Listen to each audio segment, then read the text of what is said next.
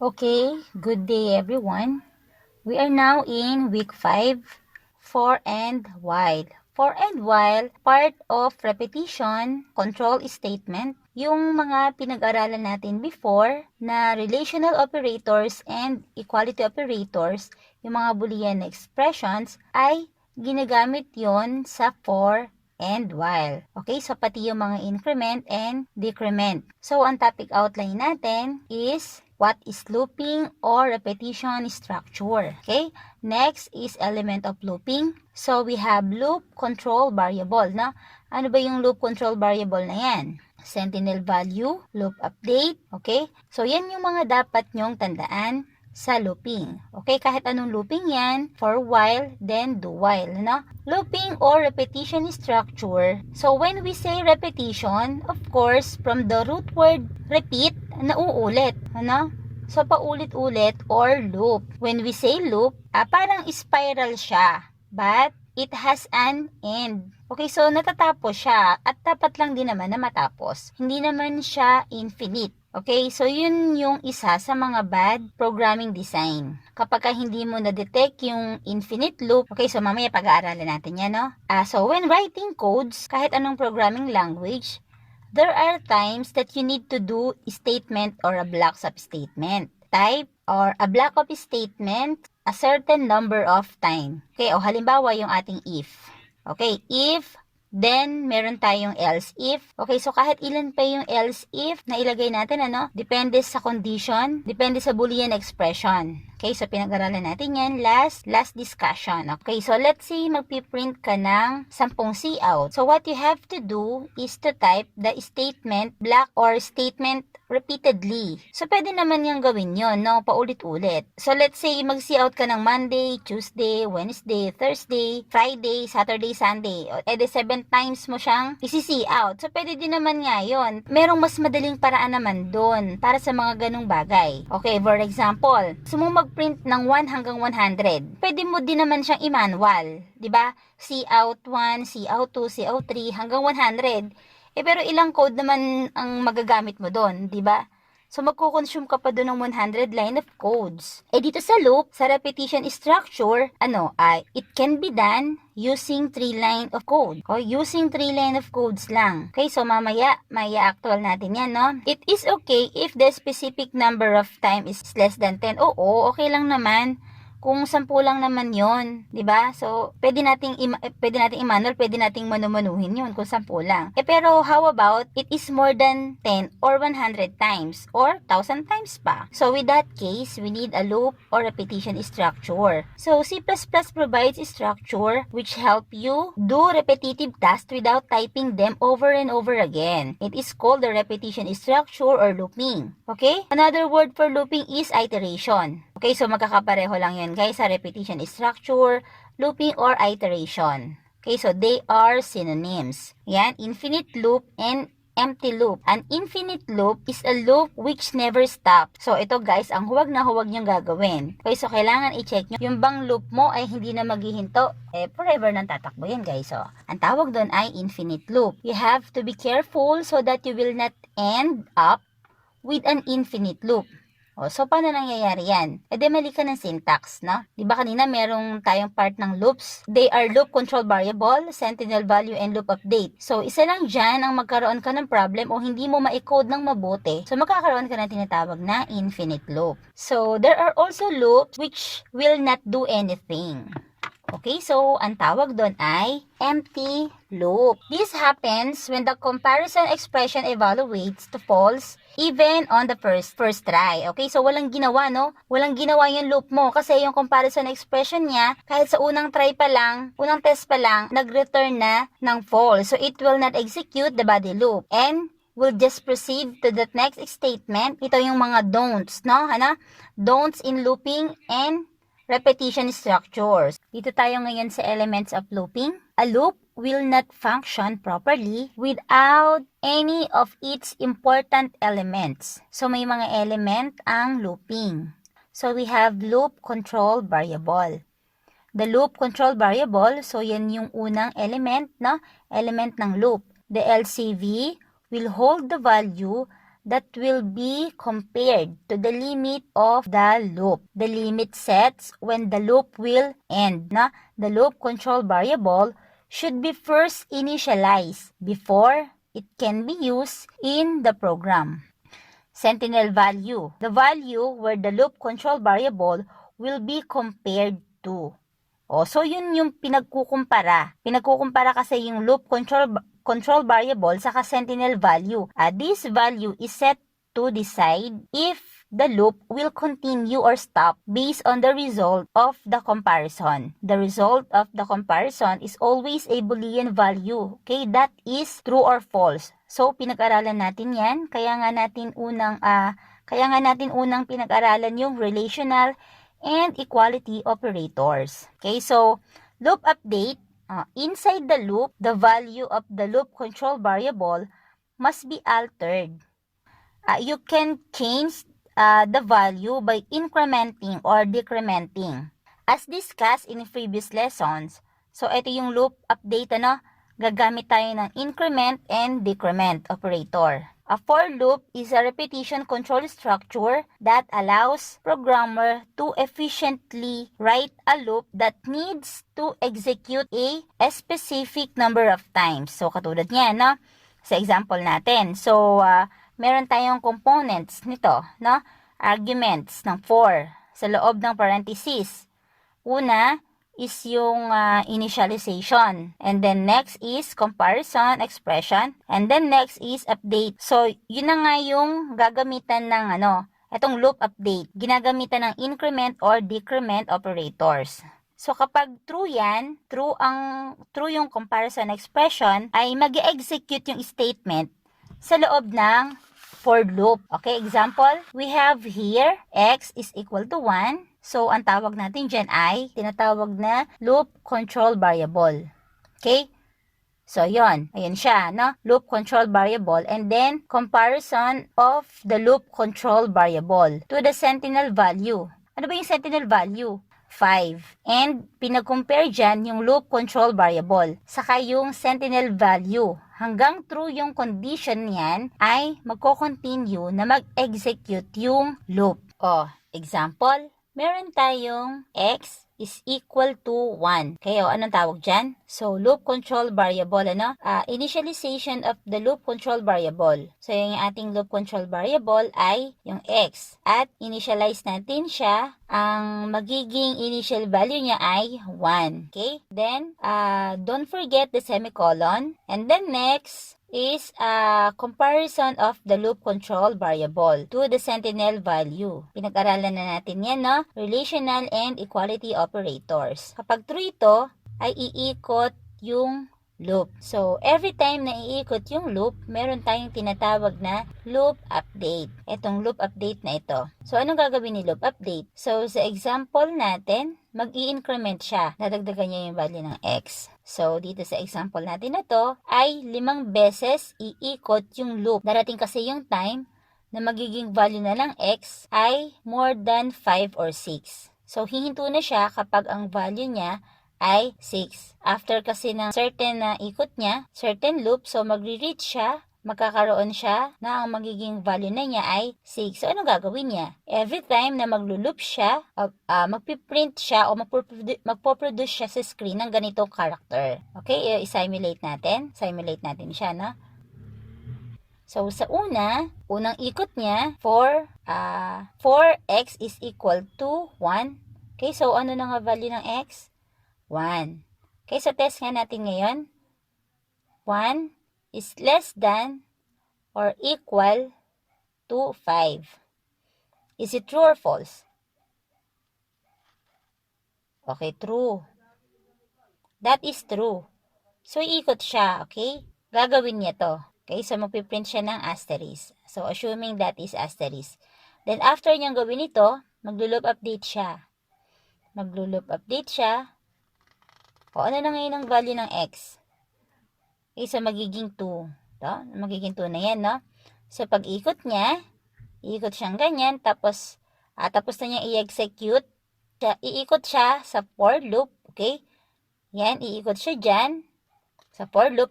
Magiging value na ng x ay 2. So, hindi na niya gagawin ito.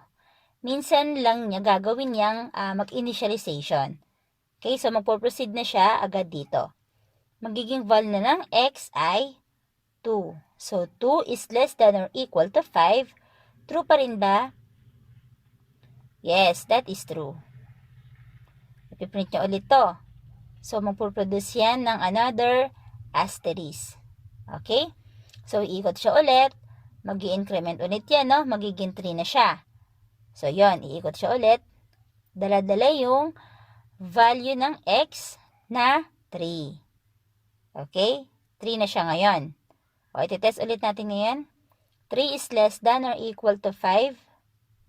Ano mangyayari? Is it true? Yes, true siya. Kaya, magpiprint ulit tayo ng asterisk dyan. Yan, gagawin niya. Okay, so magiging value na ulit ng x ay 4. So, iikot siya. Another ikot siya. Okay, ayan, dala-dala yung value ng x na 4, no? 4 na yan. No? So, test natin. 4 is less than or equal to 5. Is it true or false?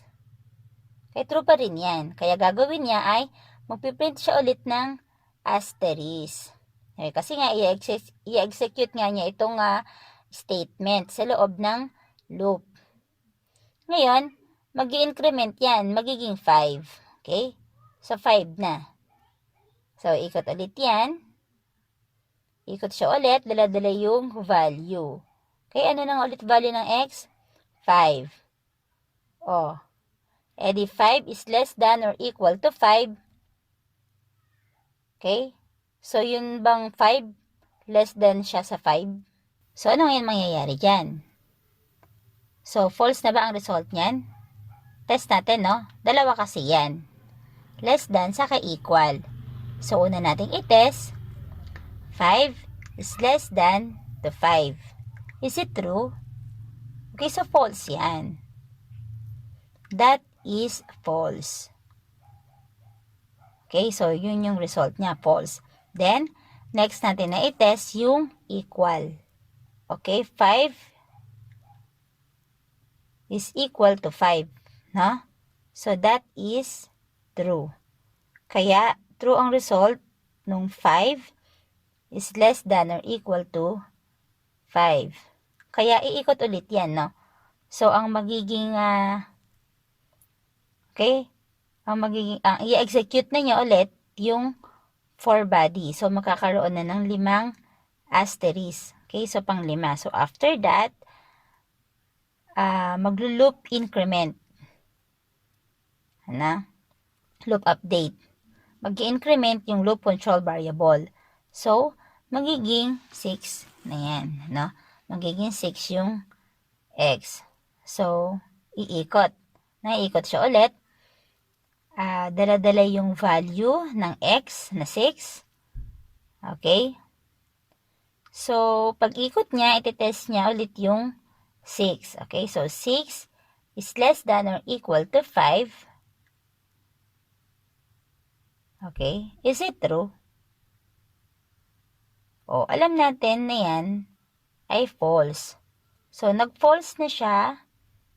No? Nag-false na yan, kaya hindi na niya i-execute ito. Okay? Itong loop body. Yan. So, hindi na niya i-execute yan. Okay? Ano na gagawin niya? Babasahin na niya yung susunod na code. Tapos na yung loop, no? Tapos na yung loop kapag ang result ng comparison of the loop control variable to sentinel value is equal to false. Doon siya matatapos. Okay? Ngayon, yung tinatawag natin na infinite loop, so, kapag ang loop mo hindi siya magiging false, yung condition mo ay hindi magiging false, ang tawag doon ay infinite loop. So guys, lagi niyo tatandaan yan na kailangan meron kayong stopper. Okay, hihinto yung loop. May certain loop na hanggang doon lang siya. Okay, yun yung importante sa loop. Next natin, flow of control in a loop o for loop. The initialization of the loop control variable is executed first. Okay, and only once. Okay, so katulad nga ng sinabi ko sa inyo kanina, itong initialization na yan, i-execute first. Pero minsan lang, no? Kasi i-assign niya yung value. Okay, mag-a-assign siya ng value sa x. Ang tawag doon ay initialization of the loop. Minsan lang niya gagawin yan. Okay, sa first try niya gagawin yan. Sabi niya, executed first. Okay? And only once sa example, the loop control variable. Sa ating example, the loop control variable is assigned with its initial value. Kaya nga initialization ang tawag dyan. Okay, so mag-assign tayo ng initial value. Okay, so ano yung unang value niya? Kasi nga, upon loop, magkakaroon yan ng loop update. The comparison expression is evaluated next. Ito yung comparison expression. Yan ang kasunod na i-evaluate. If it evaluates to true, okay, so kapag true, then the value of the loop will be executed. If it false, then the body of the loop does not execute, and the flow control jumps to the next statement just after the closing brace. Okay, so ito.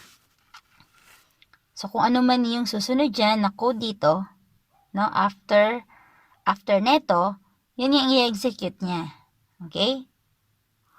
So, next, after the body of the for loop is executed, the flow control jumps back to the update statement. So, yun nga, yung ina-explain natin kanina. After ma-execute ito, jumps back daw siya doon. So, ano gagawin niya? Maglo-loop update naman siya ngayon. Dadagdagan niya yung isa, yung value ng x mo. Kasi nga, kailangan maging false, no? This statement allows you to update the loop control variable. Okay? No, loop update ang tawag doon. The update can be an increment or a decrement. Okay, so pinag-aralan natin yan, ano? Increment and decrement, depending on the initial value of the loop control variable. The comparison operator use and the sentinel value. Okay, so depende. Depende sa ating sentinel value. Saka sa comparison operator, less than or equal, greater than, or etc. Okay, or simply less than or greater than. So, ganun, no? So, saka lang siya, saka lang siya hihinto kapag na-reach na niya yung false, ano? Kapag na-reach na niya to, yung false niyan. Okay? Ito yung kanyang flow diagram. Initialization. Yan nga yung, ito, initialization of loop control variable. Yan yun. And then, yung condition. Yan yung x is less than or equal to 5. Okay, so yan yung tinatawag na condition. So, kapag true yan, so i-execute niya yung code block na nasa loob ng statement. So, ito ngayon. Yan, i-execute niya yung loop body. Then, after that, saka siya mag-i-increment. Okay, yung plus plus. Or, may mga instances that is decrement, na? Depende sa code na gagawin mo.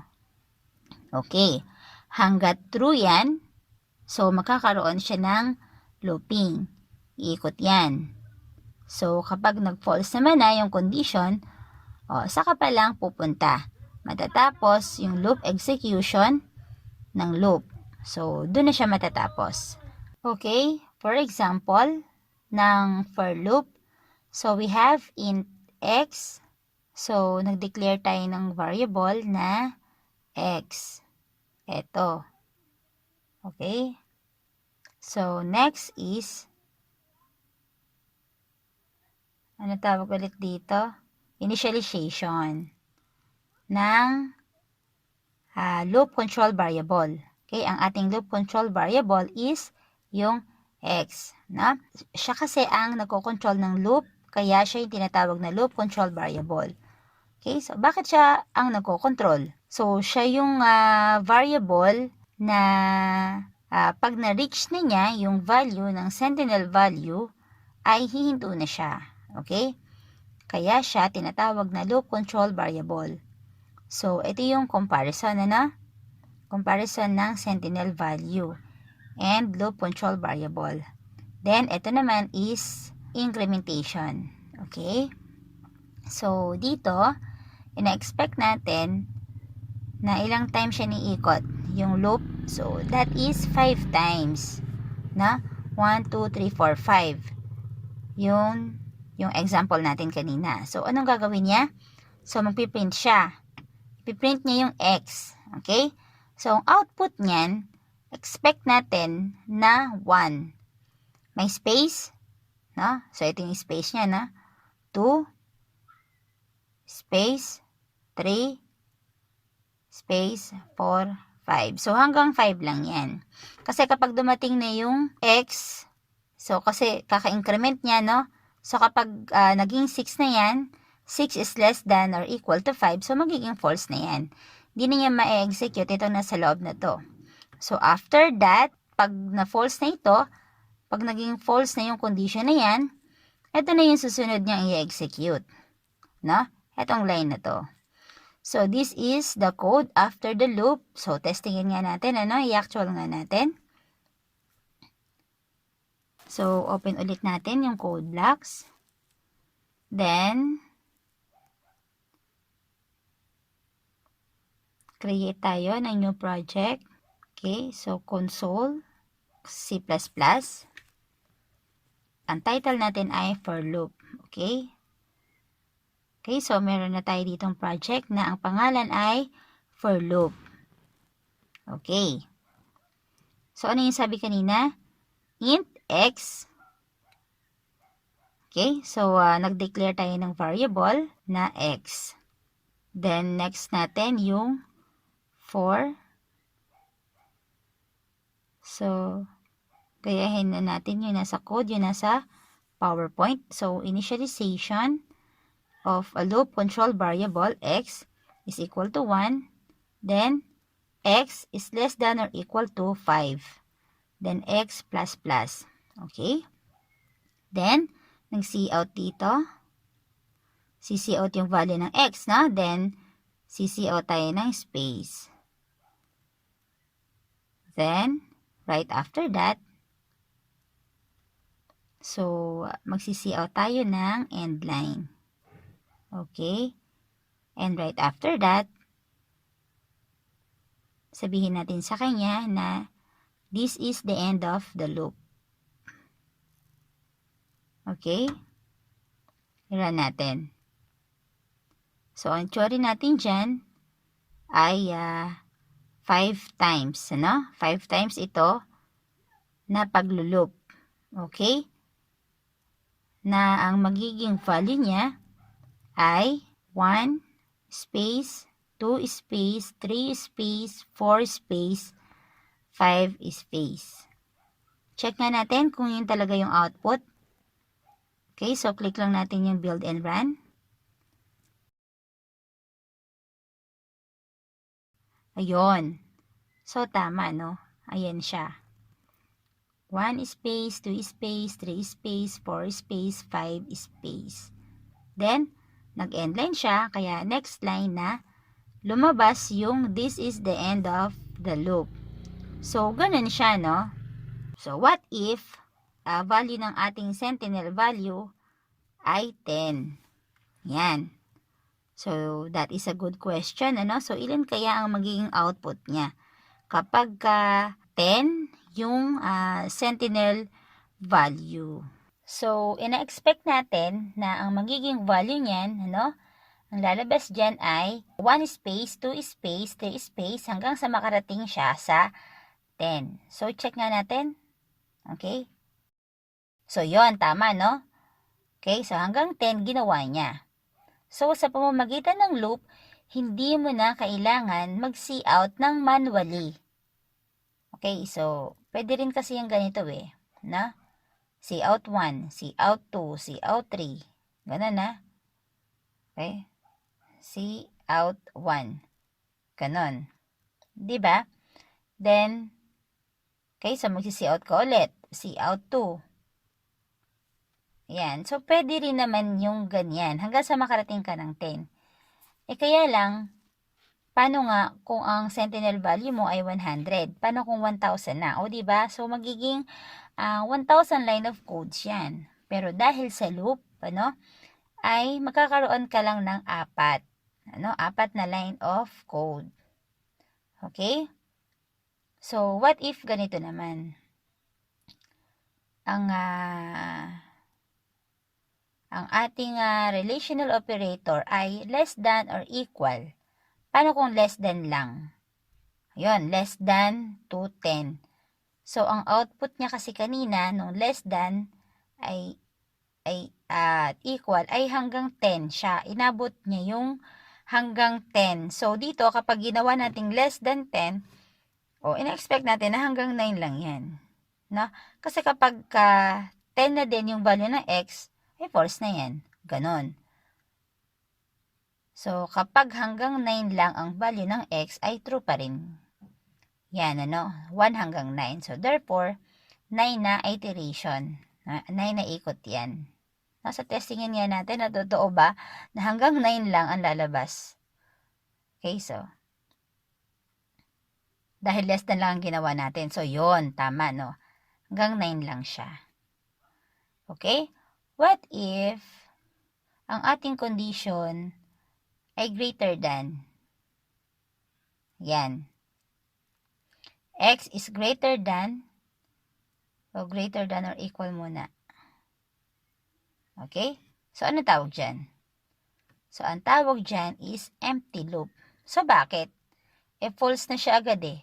Diba? Unang try pa lang niya ay false na siya. Hindi na siya nag-true. No? Kaya wala siyang gagawin. Hindi niya i-execute to. Hindi na nga siya makakarating ng loop update. Kasi, dito sa condition, ay nag-false na siya. So, iiwasan nyo na gawin yan, no? Na magkaroon kayo ng tinatawag na empty loop. Okay? Balik natin, yung code. So, less than is equal to 10. Okay? Ano naman yung tinatawag na infinite loop? Okay? Ano yung infinite loop? So, halimbawa, hindi siya plus plus. Nagawa mong minus minus. Okay? Una niyang initialization ay 1. Tapos, inilabas niya to, no? Then, anong mangyayari? Magmaminus siya ng 1. So, ang magiging value na ng x ay 0. So, pag ikot niya, magiging value na ng x ay negative 1. Pag ikot naman niya ulit, ay negative 2. So, hindi na niya maaabot yung value na nag-pass sa 10. Hindi na niya mararating yung 11. Ang tawag dyan ay infinite loop. Tatakbo hanggang sa ma-reach niya yung maximum value ng integers. Ganon. So, wag ganon. Wag na wag mangyayari sa code nyo. Yan. Okay, so let us back to our PowerPoint presentation. Okay, next natin. So, ito, yan yung example kanina sa ginawa natin. Okay, sa inactual. So, andyan sa PowerPoint. So, nag-update yung value ng x hanggang sa makarating siya ng 6. So, pagdating niya ng 6, so false na siya. So, ano na yung last value ng x? 6, Kaya ang magiging huling value ng x ay 6. Kasi nga, na-stop na siya ng sentinel value kasi ang sentinel value niya ay 5. Kaya siya nag-false. Okay? O, ano naman yung while? Another form of loop is the while loop. Basically, it will do the repetitive task assigned to it just like for loop. Gagawin niya katulad lang ng loop. Pareho lang ng, halos pareho lang din yan. Pero, in a while loop, the initialization of the loop control variable is typed before the structure of the loop. And the loop update, on the other hand, is placed inside the loop body. Ito yung kanyang syntax. Okay, so ganyan siya. Okay, so actual natin yan, Ano nga ba yung while? Okay, actual natin yan sa code. So, kaparehas lang din daw yan ng for. Pero, okay, ano yung rules? Okay, sabi dito, it will be repetitive task assigned to it just like in a for loop. However, the while loop initialization of the loop control variable is typed before the structure of the loop. Paano yun? Int x is equal to 1. Ayan. So, ito yung for, ito yung gagawin natin ngayon, yung while. Ngayon, sasabihin natin sa kanya, while, okay? Ano daw yung susunod na rules? Okay? The loop update, on the other hand, is placed inside the loop body. Sa loob daw ng loop body. No? Kaya dito tayo magkakaroon ng incrementation. Okay? So, ano yung itetest natin? Okay, nasa loob siya ng parenthesis na. Okay, so ayan o, ipi-place lang natin dito. Okay, so yung output ng kanina, ilan natin ito. Okay, nawala yung while muna. So, ano yung output?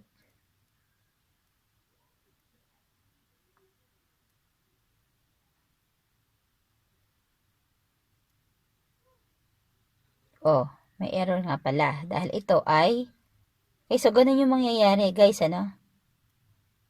No, ayan, infinite loop ang tawag dyan, Yun, dahil minus yun.